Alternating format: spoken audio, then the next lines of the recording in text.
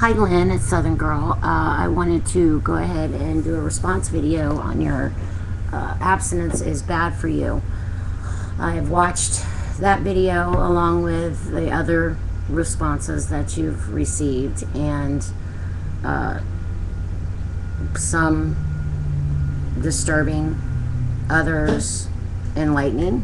I just thought that since I have 4 children, that 4 boys at that maybe it was a good time for me to go ahead and get in here and give a parental perspective.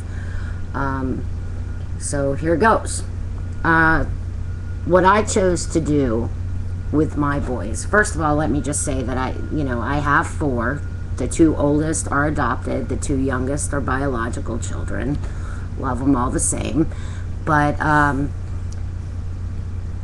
when I got my oldest adopted child, my oldest biological was still very young. So I was catapulted into the teen years a lot sooner than I normally would have been.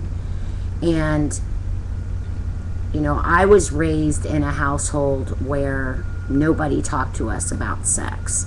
My mom was very promiscuous, and we were able to see that. So we were introduced to sex in a very unhealthy way. And,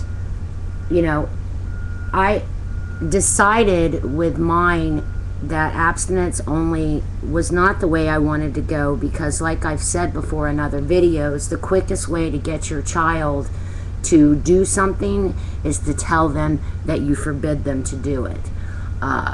And that comes from experience to anybody who chooses to disagree. I think it starts when they're really young, teaching them how to be good people, how to make the right decisions.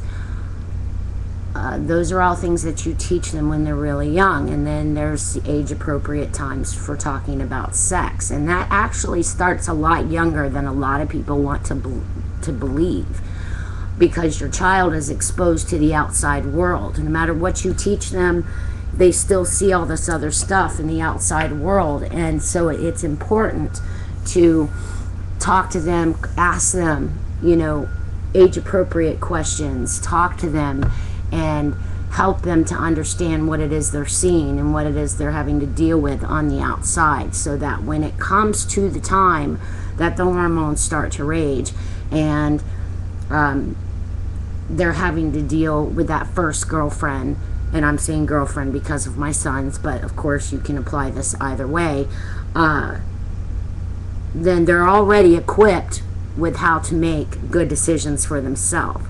So now we come into a position where you start teaching them the other stuff. And with my oldest, he was with a girl. He was 2 years older than her. He was 16, she was 14. They had known each other since they were really little.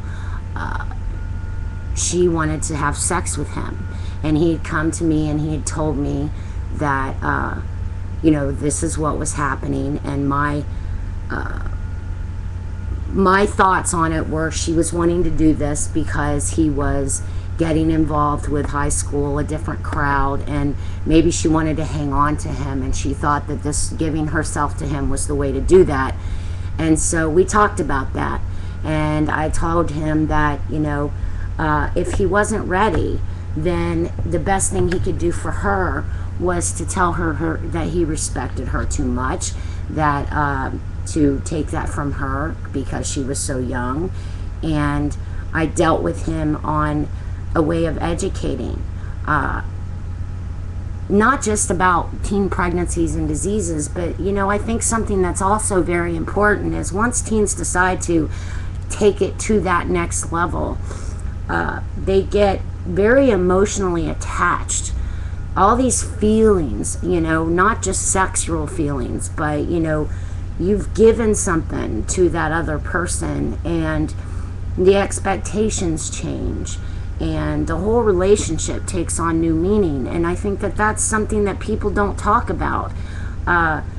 If a teen girl was to get pregnant, the fact that, you know, pregnancy is something the body has to be ready for, and a lot of young girls that are getting pregnant aren't ready for this. You see teens having babies all the time, and there's that emotional bond between the mother and the child is not there, and it's because their bodies are not ready.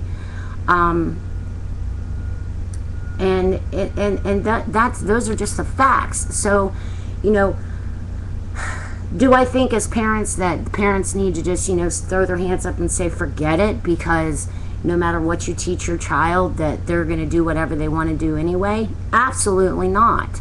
It is our job to guide them. It is our job to teach them and love them, and it is our job to give them all of the facts along with our personal experiences and help them understand every single aspect of what they are about to embark on. And I think if you do your job right, then your child will make the best possible decision. And I believe that. And I've already have 3 that have left home. I have one 12-year-old left. And it's about time to start talking to him. You know, he's in middle school. And what goes on in these middle schools is, it's unbelievable how young kids are these days when they start messing around. And so it's time to start educating him now. And do I look forward to it? No, because as a mother, it almost feels like, you know, I'm losing that little boy when I take that step.